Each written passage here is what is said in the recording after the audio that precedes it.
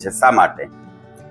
તો નાની નાની બાબતોમાં આજે બાળકો જે છે એ પોતે નિર્ણય લઈ શકતા નથી, કોઈ વસ્તુનું અવલોકન કરી શકતા નથી.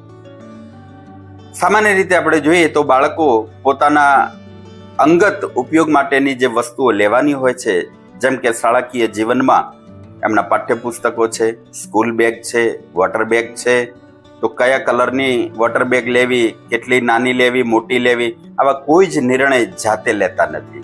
માતા પિતા જે લઈ આપે, જે એમને કહે એ પ્રમાણે એ વસ્તુનો ઉપયોગ કરે છે. તો આના પરિણામે એ બાળકો પોતે એનું અવલોકન કરી શકતા નથી, નિર્ણય લઈ શકતા નથી. માનો કે એકાદ વખત બાળકે જાતે કોઈ વસ્તુ પસંદ કરી અને ખરીદી કરી, તો કદાચ આ વસ્તુ લાઈફ ટાઈમ નથી, 1-2 વર્ષ માટેની વાત છે.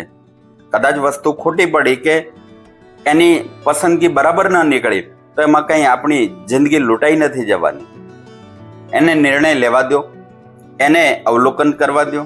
તો આ વસ્તુ જે છે, આ નાના નાના કારણો છે કે બાળકો જે છે નિર્ણય શક્તિ અને અવલોકન શક્તિ ગુમાવી બેઠા છે.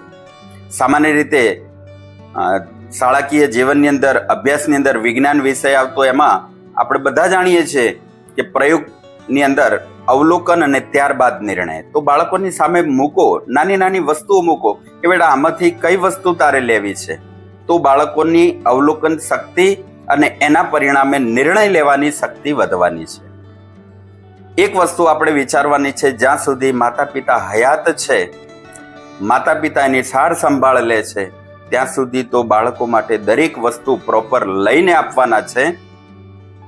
પરંતુ જ્યારે આપણે આ દુનિયામાં નહીં હોઈએ, ત્યારે બાળકો આ દુનિયા સાથે, આ લોકો સાથે અને એના વ્યવહાર સાથે ટકી રહે, એ શિક્ષણ આપણે સાચું આપવાનું છે.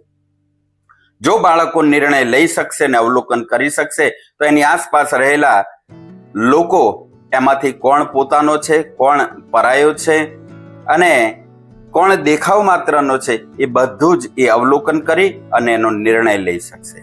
એટલે આ ખૂબ જરૂરી છે. તો બાળકોને જાતે નિર્ણય લેવા દો, એનામાં નિર્ણય શક્તિ વિકસે અને એનામાં અવલોકન શક્તિ વિકસે, એવા પ્રયત્નો આપણે માતા પિતાએ અને ઘરના સર્વે વડીલો કે ઘરના સભ્યોએ આ પ્રયત્ન કરવો જોઈએ.